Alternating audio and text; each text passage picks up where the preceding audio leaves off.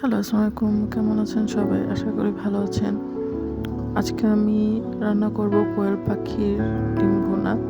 তো দেখতে পাচ্ছেন আমি কয়েকটা কোয়েল পাখির ডিম সিদ্ধ করে নিয়েছি। এখন এগুলোকে আমি ছাড়িয়ে নিচ্ছি।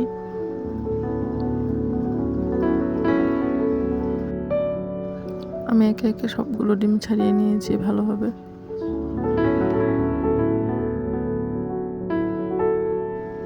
এবার আমি কড়াইতে সরিষার তেল দিয়ে দিব। এই তেলে আমি ডিমগুলোকে একটু ভেজে নিব।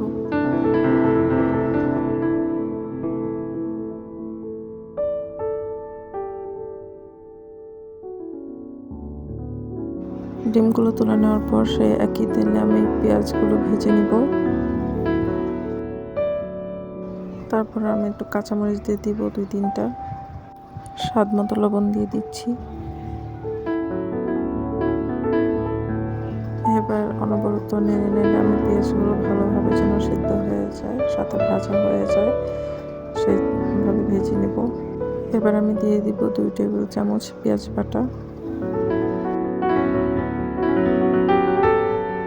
এবার আমি একে একে গুঁড়া মরিচ, হলুদ আর সামান্য একটু ধনে গুঁড়ো দিয়ে দিলাম।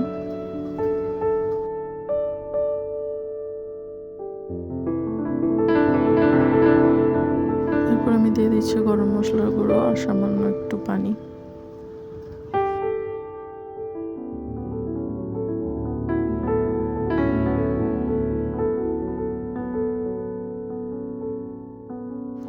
পানিটা ফুটে আসলে আমি আগে থেকে ভেজে রাখা ডিমগুলো দিয়ে দিচ্ছি।